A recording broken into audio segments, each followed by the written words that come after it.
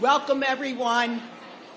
On behalf of Joe McConnon and the entire Project Home community, your presence today fills us with tremendous joy and gratitude as we celebrate yet another important step forward in ending and preventing chronic street homelessness here in the city of Philadelphia.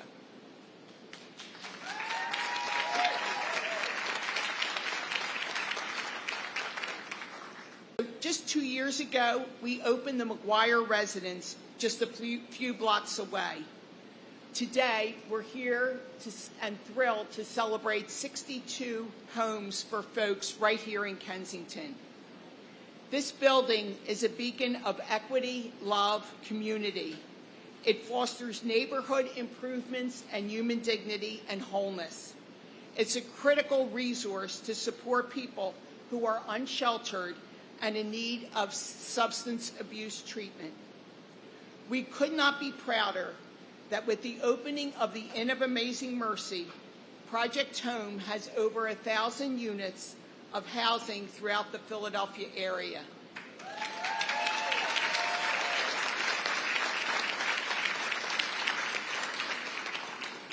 It's only possible because of a true public-private partnership, and especially the generosity of so many leaders in the Philadelphia community.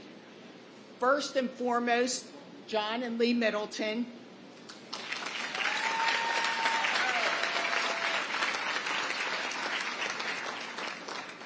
Pam Eastat and Ira Lupert,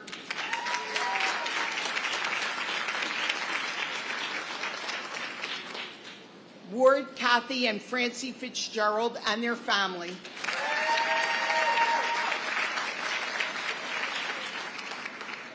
the William Penn Foundation and the Hess Foundation,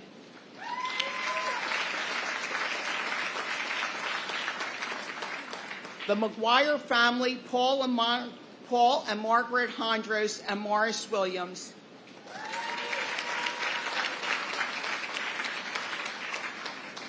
Lynn, Harold, Margie, and Jeff Honickman, and the Independence Blue Cross,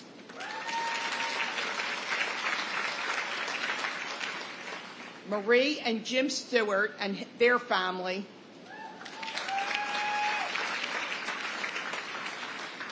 and Dorothea and John Bon Jovi and the JBJ Soul Foundation.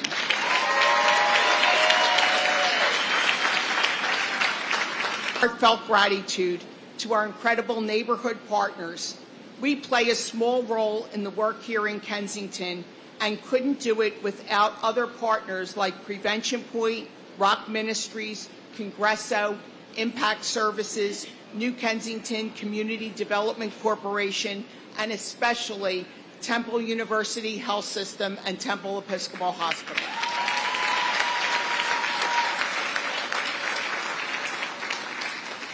The Inn of Amazing Mercy offers permanent homes along with low-barrier entry-level housing and services for unsheltered people. It includes the Honickman Center, which offers a touchdown space for the Epstein Street Medicine team and education and employment opportunities. It offers hope and opportunity. We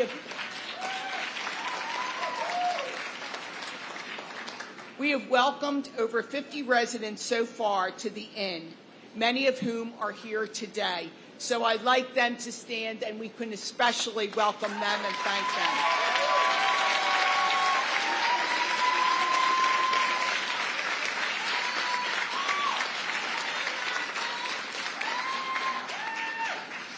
And I'd also like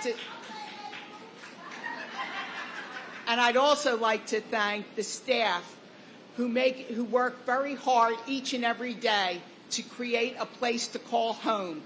Thanks to JJ, Iris, Jacqueline, Janin, Mona, Monique, Jarrett, Monica, Vance, Evelyn, Deja, Marcello, Deneen, and Chanel.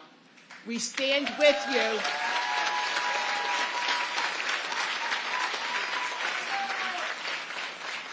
As you carry this precious work forward. We had a very difficult day yesterday. as our beloved residential coordinator, Rhonda Cherry, passed away in a fire in her home. We are truly devastated by this profound loss. Rhonda loved the mission at the inn. She worked hard during the lease-up process to welcome each and every resident home. Her positive, exuberant energy was contagious, and she worked tirelessly and selflessly on behalf of our entire community. Our hearts are with her family and all who loved her. We will honor Rhonda by continuing the mission that she loved so well. And as we help find someone else on their way home, we honor Rhonda's life. Our hearts are also with the staff and residents who continue without their beloved colleague and supporter. It is now my honor to welcome a transformational philanthropist. Lee and John Middleton are the single most strategic and generous partners who have made a difference in Project Home's capacity to end and prevent chronic street homelessness. Because of their generosity and leadership, today we celebrate the opening of our 1,000th home. Their bold decision to act in 2012 was a game changer for our work. Lee and John's generosity is only exceeded by their compassion and strategic leadership. Please welcome a phenomenal Project Home trustee and a treasure friend, Lee Middleton. Go Phillies.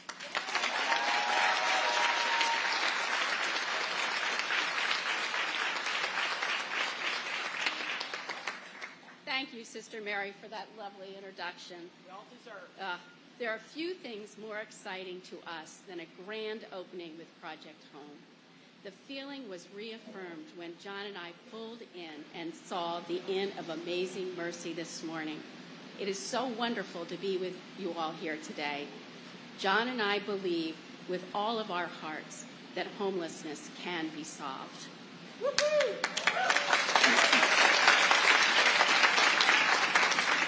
In addition to believing Mary, Joan, and Project Home's vision that none of us are home until all of us are home, we also believe in a principle that we all share.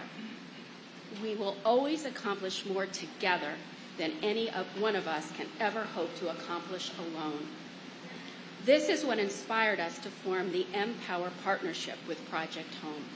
We wanted to create a strategic initiative to leverage and support our support and to garner more partners to increase permanent supportive housing, opportunities. Testament to that hope, but we couldn't do it without you, John and Lee, Ward, the Honickmans, and everybody here.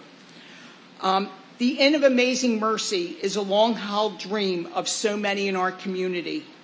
Our co-founder, Joe McConnon and Janet Stearns, and our amazing real estate development team worked tirelessly, and that includes Matt McCarter and Larry Arney, to secure the site and work with countless partners to make this dream a reality. We are so honored to hear from some of our key public sector partners to make this city the one that earns its name, the city of sisterly and brotherly love. It is my pleasure to introduce Tumar Alexander, the Managing Director of the City of Philadelphia, followed by the Pennsylvania Housing Finance Agency board member, John Paone, and the wonderful and amazing Kelvin Jeremiah of the Philadelphia Housing Authority, and the newly appointed HUD Regional Administrator, Mac Heckles. Tumar Alexander is probably known to most of us as the Managing Director, but to Project Home, he's known as a longtime friend of Helen Brown's and a long-term friend of all of us in the St. Elizabeth's community. It is truly an honor and pleasure to introduce Tumar to you today.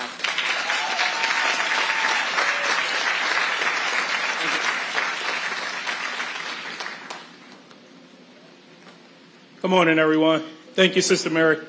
Thank you for that introduction. Thank you for, of course, mentioning Ms. Helen Brown. More like not a friend, more like a son, who she beat up on often.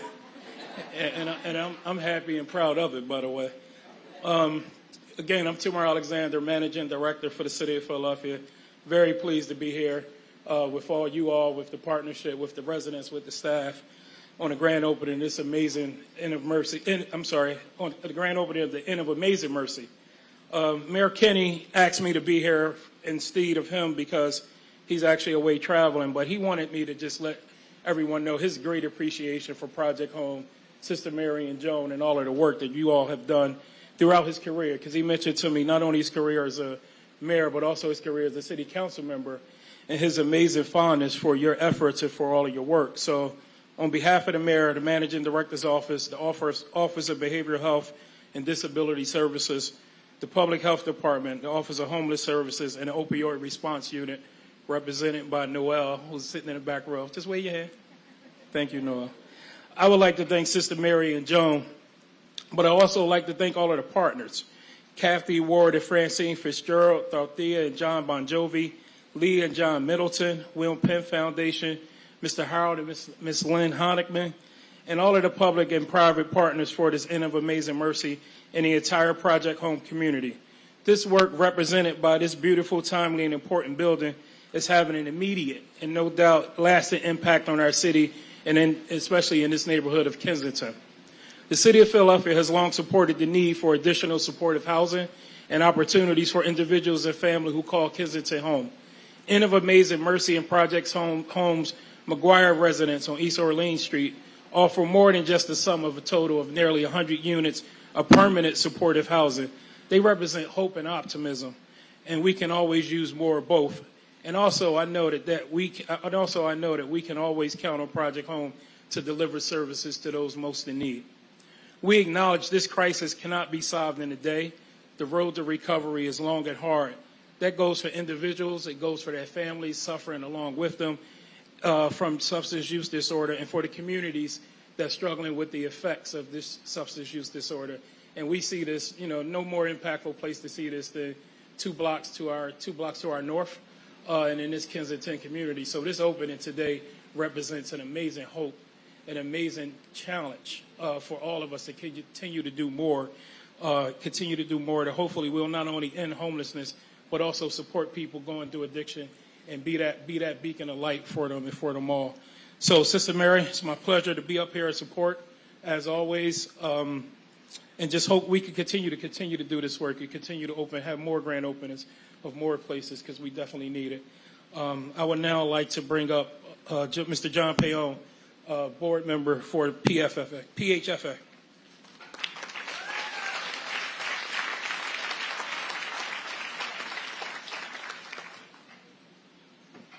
Good afternoon. As Tumar mentioned, my name is John Payon, and I'm a member of the board of the Pennsylvania Housing Finance Agency, PHFA. And on behalf of Robin Weissman, the executive director, who unfortunately couldn't be here, and my fellow board members, I'd like to welcome you to this amazing event. And Mary, that's my favorite new word, amazing. As many of you may know, PHFA is the agency in Harrisburg that provides the awards of low-income housing tax credits that help finance this development.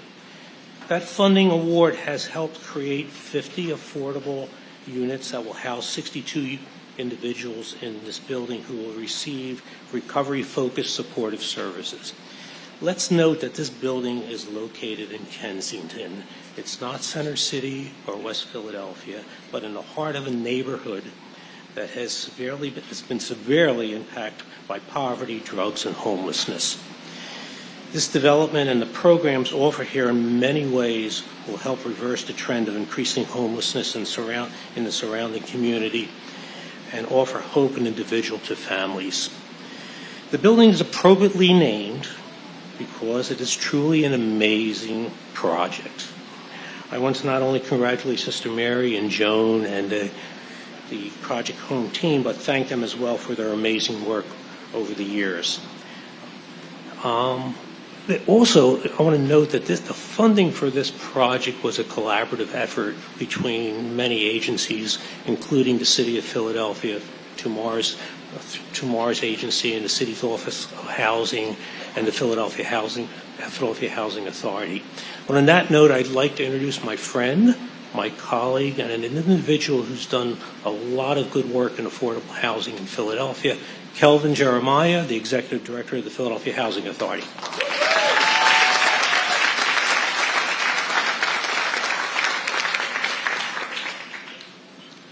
Good morning, everyone. Come on, this is an exciting day. Good morning, everyone. So I'm only here for Sister Mary and Project Home. I'm not here to see John Bon Jovi. It's good to see you. But I'm really here for Sister Mary and Project Home. So over the course of my career, I've had the good fortune to work with some really amazing servant leaders who give the best of themselves to service to others.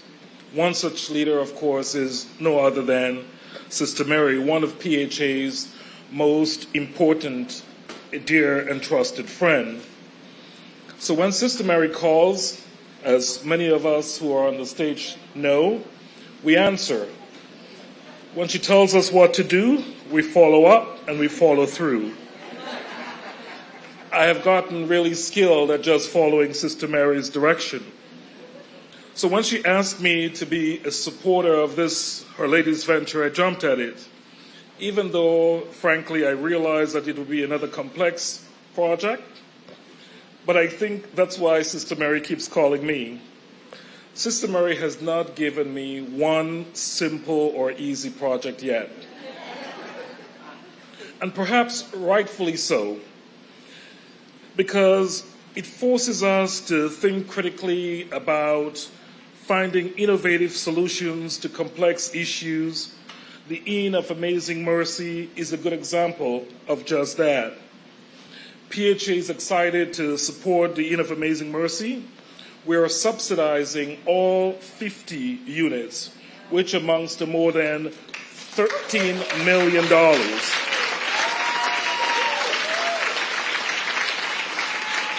Of permanent supportive housing right here in Kensington, where we know there is a huge demand.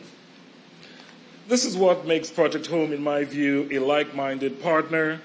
For more than 10 years, Sister Mary and I met when I first came to Philadelphia, and she had this, what I thought was an ambitious goal to have 1,000 units. And I thought, this sister is crazy. But then I thought I also had a plan to have 6,000 units.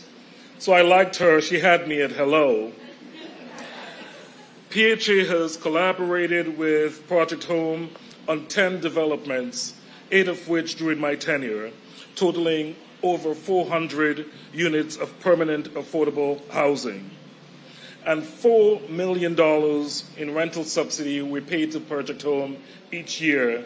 All told, over the life of the contracts that we have at Project Home, it's $81 million.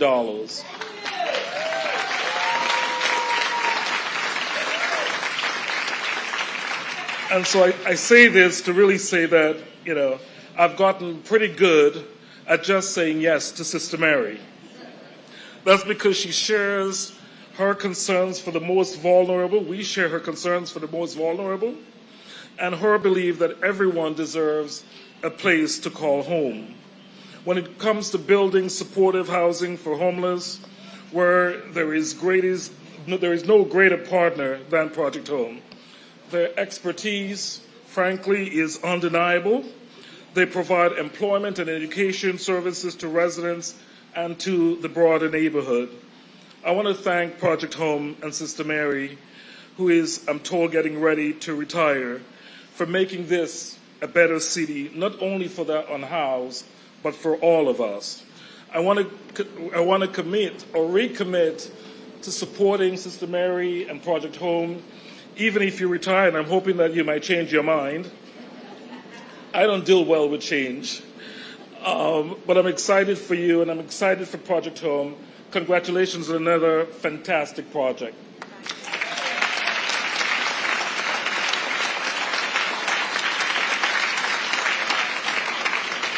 And now it gives me great pleasure to introduce the HUD Regional Administrator.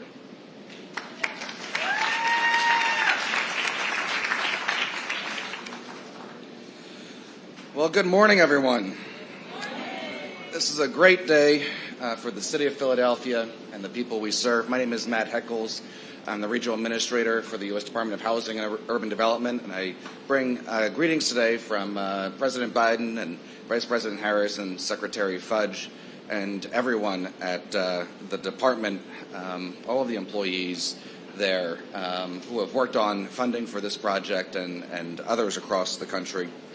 I've been doing this kind of work, this housing community development work, for about 20 years, for my whole career, really.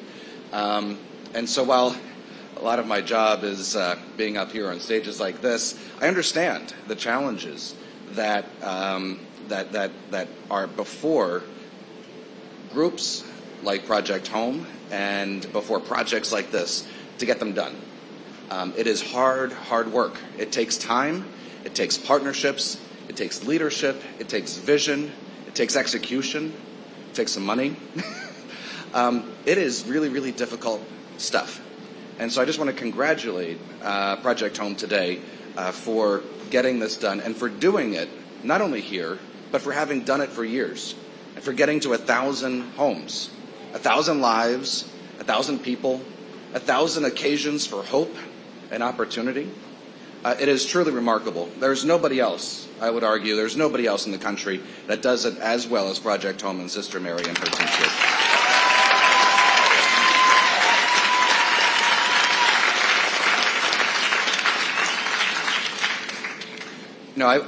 I mentioned I've been doing this for a long time, and I'm thrilled and honored to work for this administration because I think that they get it. They get the need. They get how to adjust our programs, adjust our funding, and make it available to people who are making a difference day in and day out across our country. They get it, and they get it done.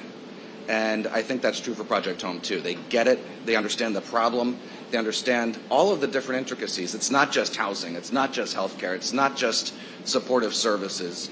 It's all of that. It's jobs. It's education.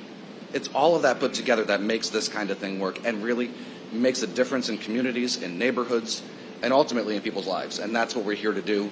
That's what this administration is focused on. And that's why we're so proud and so honored to be here today and to participate in the celebration. And thank you for all the work that you've all done. And we look forward to the next 1,000. Thank you very much.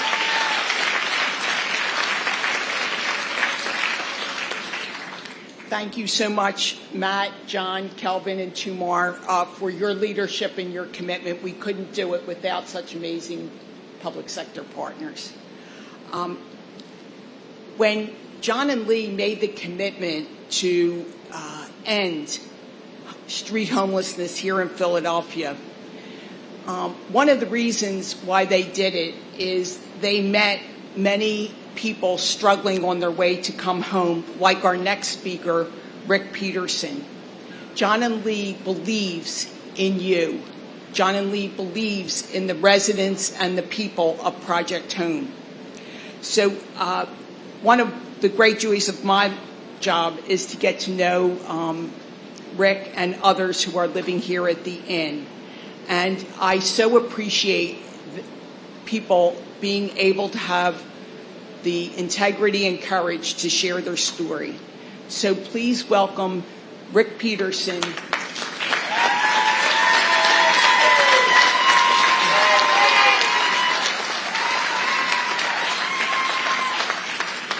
How you doing? Appreciate it. Morning. My name's Rick.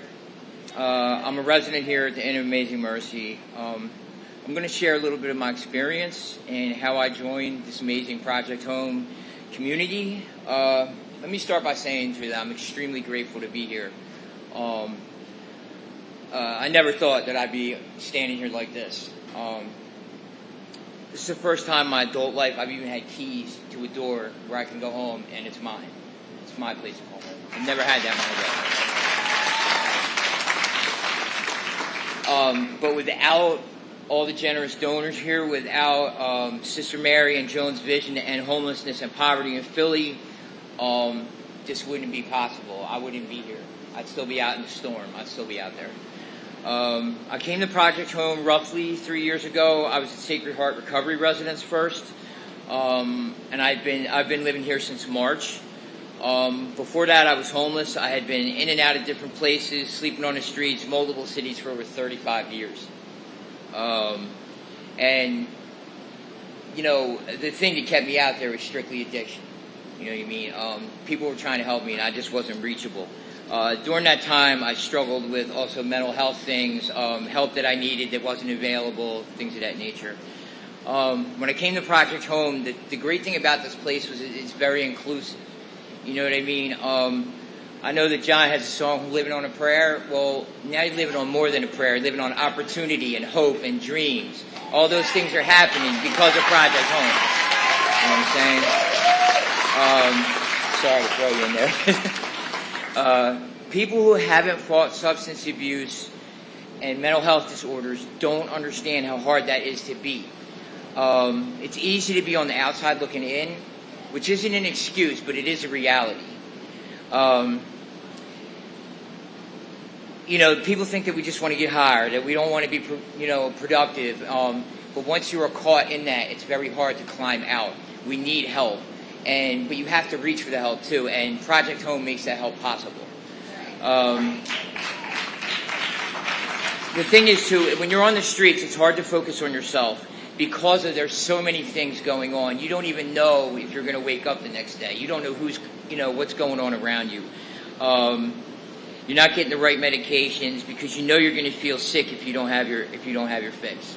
It's that much of a burden. Project Home gave me space to breathe. It gave me a bridge to get healthy. I was finally able to focus on myself and take care of the issues that I had so that I could be a contributing member of my community and not a burden to it.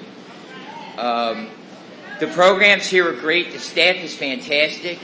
The people here, I honestly believe, I've been in numerous programs in 30 different states, and I truly believe Project Home actually cares about what happens to their residents.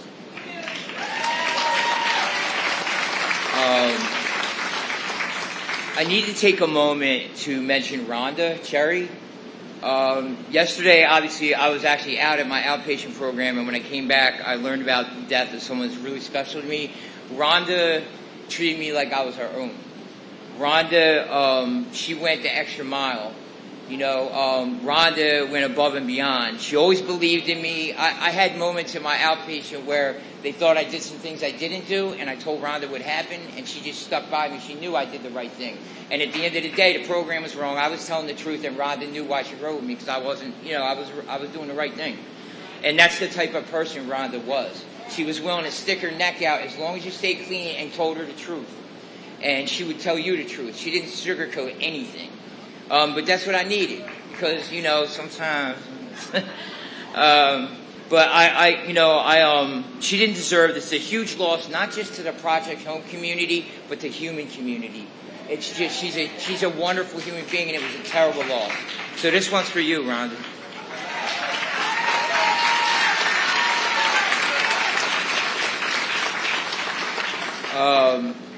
So Rhonda, JJ, and Nicole over at Sacred Heart helped me keep my temper in check. My temper was a serious issue. I was so frustrated and I was so angry, and I didn't even know how to accept help. Project Home basically nursed me into being a better human being. They really walked with me step by step and made me a better person. That's strictly from Project Home. I've been clean for about 1 year and 3 months. To all you people,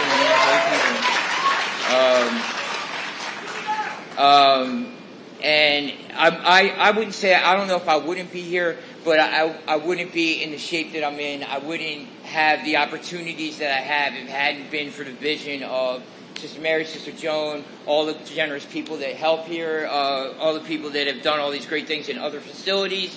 They make it possible for this facility to do what it does. And that's it, man. So I got to say thank you for helping us.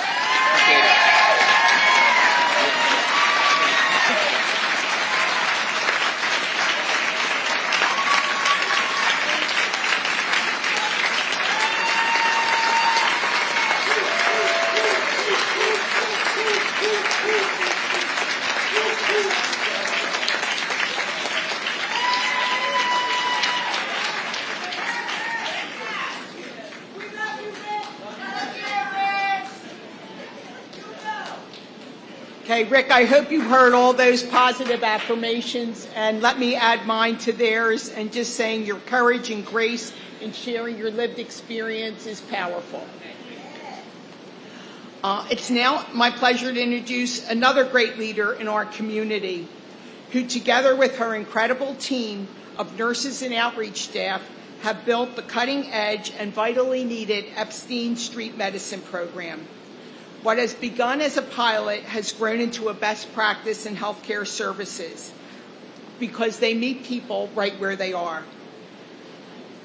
We are excited, and as they are, that they have a beautiful new touchdown space at the Honickman Center in the Inn, and they can continue to offer quality health care and build relationships with people struggling with substance abuse. It's my greatest pleasure and privilege to introduce Kara Cohen.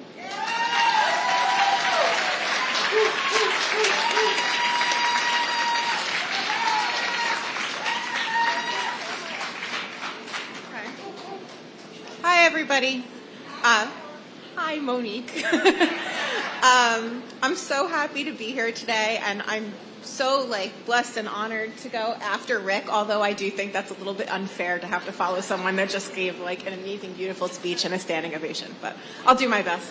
So, like I said, my name is Kara Cohen, and I'm the Associate Medical Director of the Project Home Epstein Street Medicine team. I'm also a nurse, because someone said I didn't look very nursey today, but I said I look like an outreach nurse.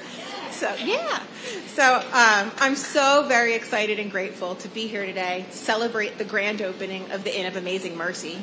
I'd especially like to thank Jean and Marlene Epstein, whose generous contribution to the Inn made it possible for our medicine team, our street medicine team, to have our very own exam room in this building so that we can provide safe and trauma-informed care in Kensington. Thank you. For those who don't know what street medicine is, it's pretty much as it sounds. Our team goes around Philadelphia and provides low-barrier medical services to unhoused individuals right on the streets, wherever our folks are.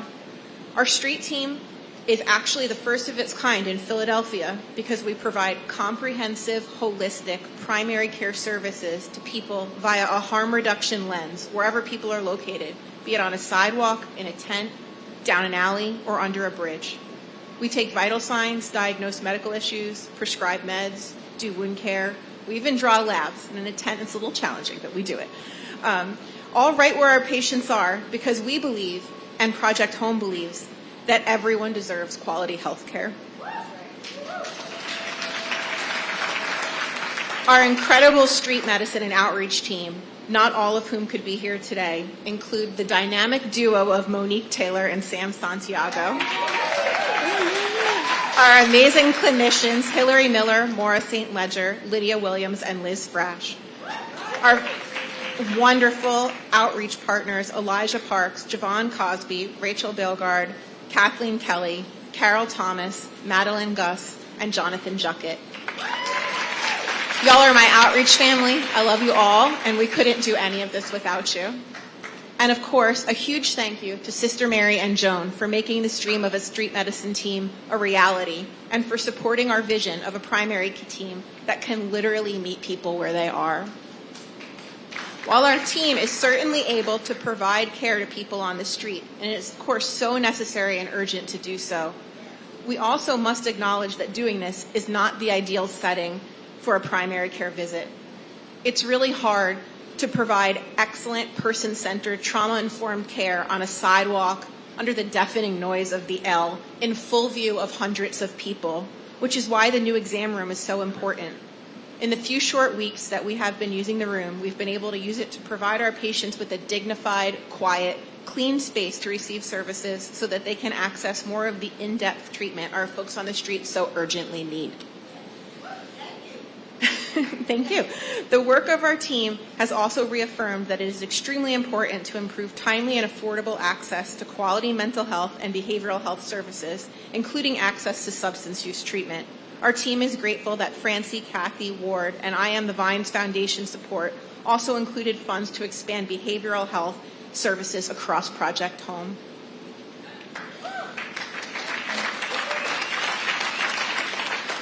At Project Home, we have a well-known maxim which is that none of us are home until all of us are home. What that means to me, and what that means to our team, is that the peace in our humanity will be rooted in achieving equity for our entire community and not just a select few. Equity in housing, equity in access, equity in quality health care, and equity in being seen and valued as humans. The dignity, the sanctuary, and the caring that we will be able to offer at the Inn of Amazing Mercy fills us with hope that we are one step closer to achieving our mission. Thank you again, and please join me in welcoming Sister Mary back to the stage.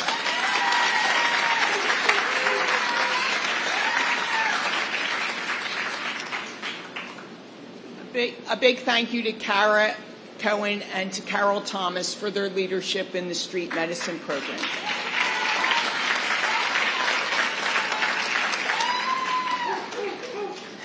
I'd also like to thank all of our trustees at Project Home, whose work is not as visible to everybody, but is certainly of tremendous value.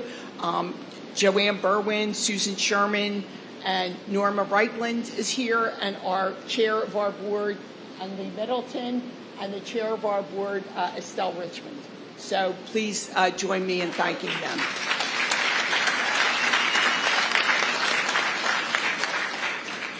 It was an unexpected opportunity that brought Dorothea and John Bon Jovi to Project Home many years ago. At the time, Joan and I could never have predicted just how much impact they would have on our work and on our lives. An international icon, John and Dorothea find the time to provide guidance and unwavering support to the Project Home community. They leverage their status to shine a bright light on the needs of those who remain unsheltered. We could not do this work without you. And John and Dorothea, more importantly, we don't want to either. We need you always to be part of our community. We are so grateful for both of you to be here today and for the amazing partnership and friendship that you have with our community and with all those who are struggling to find their way home. As John says, who knows you can't come home? Who says you can't come home? Nobody, right? We all can come home because none of us are home until all of us are home. Thank you, John, and please come up here.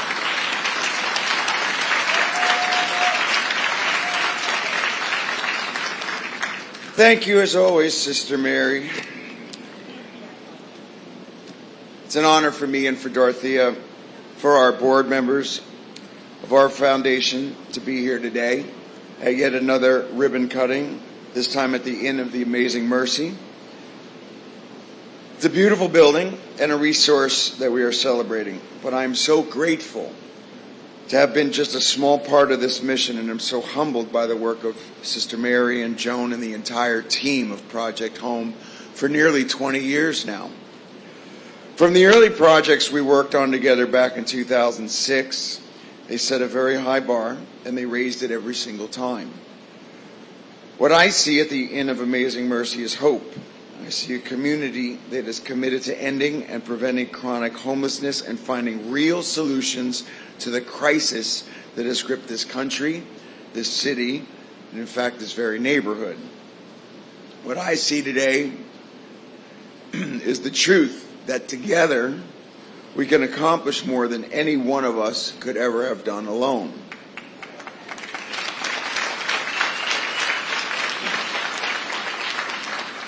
You heard from Kara Cohen and learned about the importance of making a connection when it's needed the most, how treating a wound can open a door for greater healing.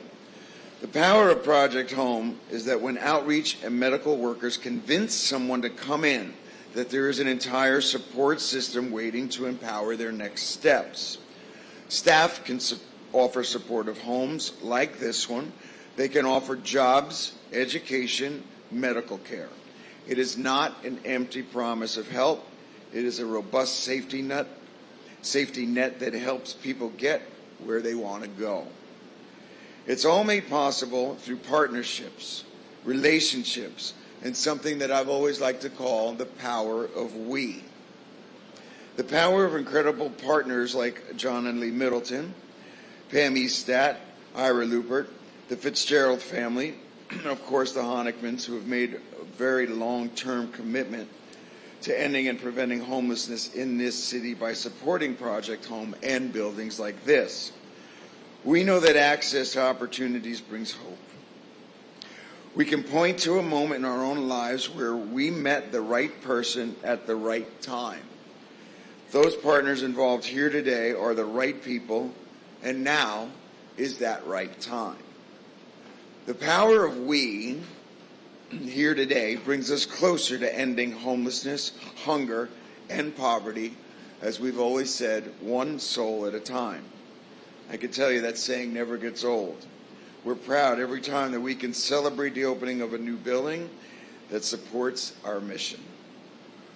We can be grateful to organizations like Project Home and, of course, its partners who made today possible.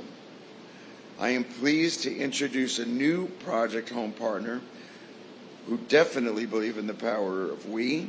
That is Kathy, Ward, Francie, and the entire Fitzgerald family who saw the opportunity to make a difference right here. Along with making a difference, there are three things that I know that Ward and I share.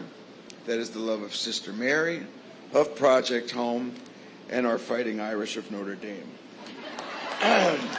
Thank you to all of you for being here, from the groundbreaking to the ribbon cutting. A prayer today for Rhonda and for those who knew and loved her. Courage to Rick, who I met today. Power to you, my dear friend. You are an inspiration. It is not time to say goodbye, because I will cry on that day. My inspiration, our guiding light, Sister Mary.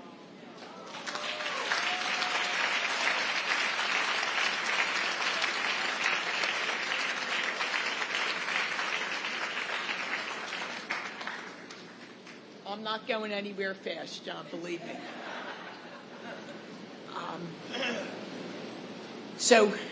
Our next speaker, but, you know, how lucky are we to have John Bon Jovi as our guardian angel?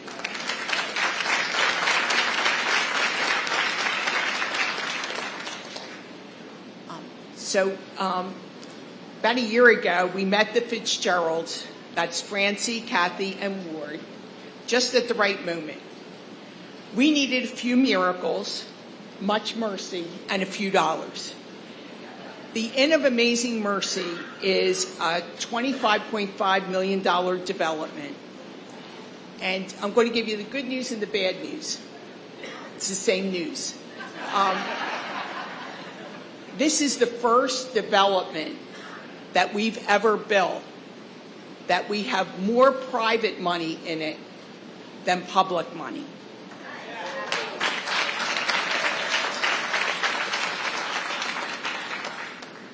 But given that scenario,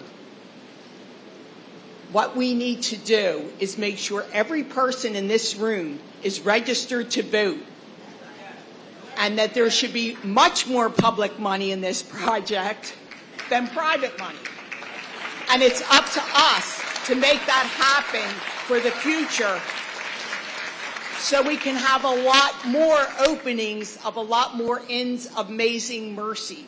You know what I mean? And so I'm just going to stop there, but I do want to say one thing to Kelvin, and that is that this project, because of the need in this neighborhood and because of the amount of money that it was going to cost us, which I won't go into all the reasons why, this project almost didn't happen because we didn't have the subsidies. So Kelvin came through in a pinch and made that happen and made this project happen. And I will never forget that. Okay, but anyway, in addition to Kelvin, it was the Fitzgeralds who came, and they said, you know, what can we do? They saw the students at the Learning Center, they saw what was happening, and they said, what can we do? And so I said, maybe you could give us a $3 million gift for this project. Kathy said, no, up it, up it.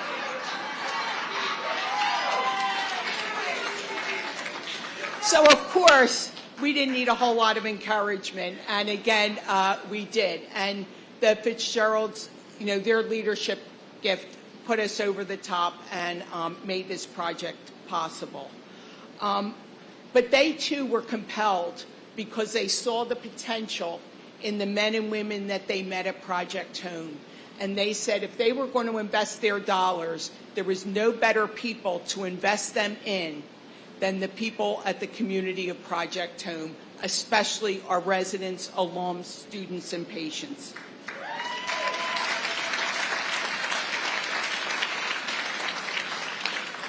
And they were willing to put their shoulders and their money, along with Lee and John Middleton's leadership through MPOWER, and the 20 other partners that have joined with them to make this and many, many other projects possible.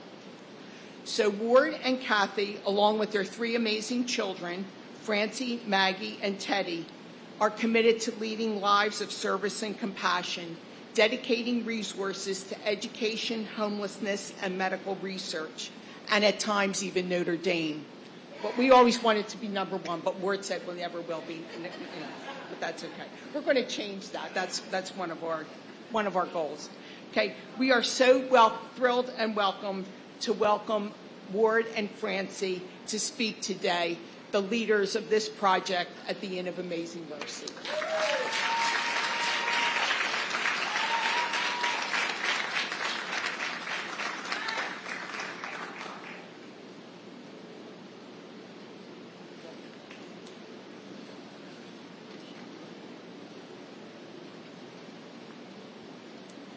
Hello. What a big celebration. I'm so happy to be here. And when I was thinking about what I was going to say briefly today, all I could think about was what a gift it has been to be involved, even in just a very small way, in this project. It has been a gift to work with my parents in this specific way. There's no more beautiful way to connect and bond with your parents and your family than in a project like this. And not just beautiful metaphorically, everyone has to go see the lobby, which my mom has decorated in the most beautiful way to really, really make everyone who walks in the door feel like they are coming home.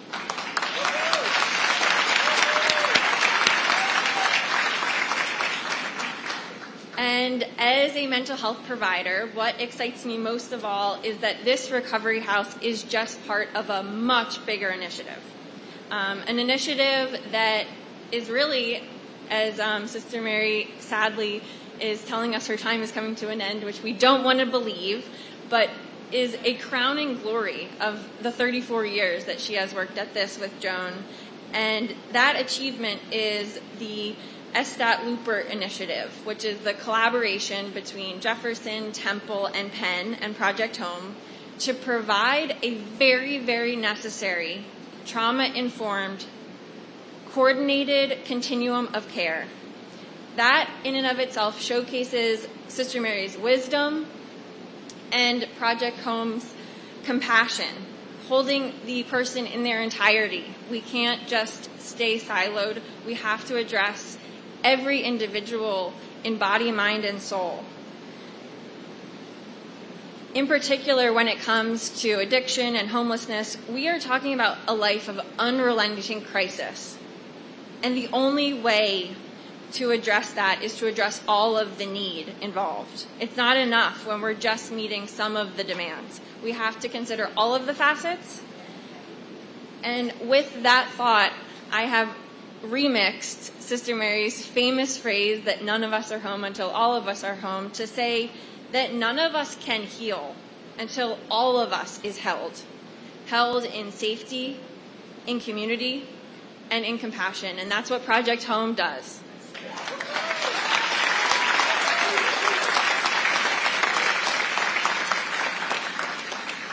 So I will just end with a quote that was chosen by Sister Mary by Father Gregory Boyle, who's doing amazing work out in Los Angeles at Homeboy Industries. Check them out. He says, "Soon we imagine a circle of compassion. Then we imagine no one standing outside that circle. moving ourselves closer and closer to the margins so that the margins themselves will be erased. We stand there with those whose dignity has been denied. We locate ourselves with the poor and the powerless and the voiceless. At the edges, we join the easily despised and the readily left out. We stand with the demonized so that the demonizing will stop. We situate ourselves right next to the disposable so that the day will come when we will stop throwing people away.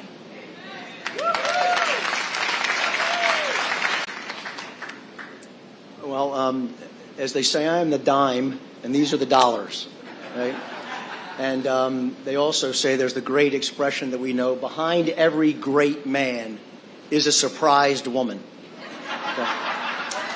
And there's nothing more true in this case, which is I have to share that after all these exceptional discussions here today, that I don't know what else I can add. Why are we here, right? We're here because of Sister Mary and Joan, right? We're here because of Sister Mary. And I read the article that was written in the paper actually just this morning. And I was struck by the fact that, of course, so many people refer to Sister Mary as a saint. And I'm struck by the fact that just a handful of blocks from here in the Basilica of the Archdiocese of Philadelphia lays a woman, St. Catherine Drexel, which was the first Philadelphia saint in the church. And that on the shoulders of those people that come before us, we're asked to revolutionize. We're asked to innovate. And we're asked to go to higher heights. And for those of you who don't know Catherine Drexel's story, she was the advocate. She was the voice from the most affluent family in all of the country that started J.P. Morgan, the Drexel Morgan family, and Anthony and Francis. And she donated all of her family's wealth to the African American and Native American Indian peoples to give them a place of respect in this country. And this seed was in Philadelphia. Okay? And now we have a branch, a vine that we talk about. I am the vine. And Sister Mary has continued and been a bigger and bigger piece of that vine. And again, you don't say this often, but when they talk about walking saints, there is not any doubt that Sister Mary built on Catherine Drexel's legacy here in Philadelphia and is a saint in our midst. And that's why we're here. And from that seed and the shoulders of Sister Mary come great people like the Middleton family and the partnership that you've heard so much about. But again, the heart and soul of Philadelphia and what they've done, because it takes private capital in addition to public capital to move the needle. But we have a much bigger problem, as we know. And this project, which again, everyone has discussed, that revolutionizes the projects before it. Not only because it's multifaceted. Homelessness is not just about shelter anymore. And the inn isn't just about the building. It's about the home that Kathy Fitzgerald made it. It's about the mental health and the substance abuse coupling that goes with the shelter. And the inn is really not just the building. It's the presence in this community. It's the presence to understand that all the people on Kensington Avenue, and I promise you, if you've made it this far, and I say to everyone who might be listening anywhere to the news tonight, get in your car and drive up Kensington Avenue. Don't stop here at Temple Episcopal. Drive up to Somerset and stop at Last Stop. Go up to McPherson Library. Okay? I had the great privilege, and Kathy did, my wife, to walk the streets with a bunch of Christian missionaries during Holy Week, and in the time of Easter and Passover. And we were just struck, as Richard mentioned, by the fact that these people don't want to be there. And they are victimized partially by society, right? And they need to know there's a presence, there's a place to go. And it's not this building, it's the spirit of everything in the building. It's the spirit of everything that protrudes from the building that makes these people understand that they have a chance. They have people who care that they get out. We talk a lot about Francie because she's the heroine who really was the impetus for our family to get involved. And again, she is the soul. My wife is the heart. Okay? But we're here, and our daughter Maggie happens to be working in London this summer. And she's at a famous corner in London of Hyde Park called Speaker's Corner. I don't know if you've ever heard of it, but it's a place where anyone in society can get up and speak about whatever's on their mind, pretty much political activism at a grassroots level. And somebody got up a random Sunday ago and said, I want to talk about substance abuse. And I want to talk about this place I heard about called Kensington, Philadelphia, in London, England, right? And what I'm here to share with you is that John and Lee have moved us. Sister Mary has moved us. But the United States has got to understand that Philadelphia, I woke up in Philadelphia today, the greatest city in the world. Okay? The greatest city in the world. And we have to move the affluent that are not from here, as well as from here. We have to move the state government and the federal government to team up with the professionals we have here in the city to solve the crisis that it's 3 blocks away. It's not just about the homelessness. The homelessness is created by the surrounding area that supports substance abuse. And this city needs to be rid of it, and this country needs to be rid of it. And right now, this project, this inn, which is the next legacy of Sister Mary and John and Lee and all the MPOWER partners and Francie and Kathy Fitzgerald, have to come together to get action, because I'm tired of watching it on local news and federal news and nothing happening. We have to solve the problem, and we have to be a loud voice to do that, to save the greatest city in the world. Thanks very much.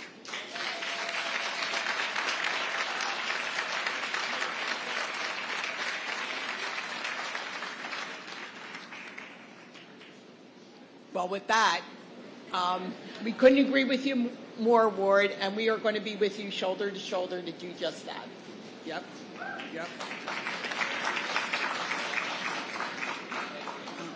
So I just, again, like to thank everyone who's here today, and especially the staff and our amazing supporters.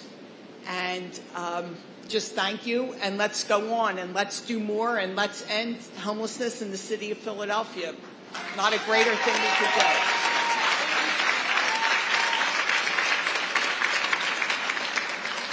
I'd just like to invite the people who are sitting on the stage and some of our staff and residents. We're going to do I think, cut a ribbon or something like that to officially celebrate the grand opening. Thank you.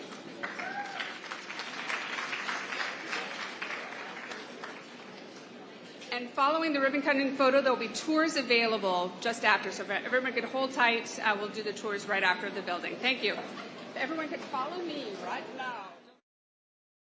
If everyone could follow me right now.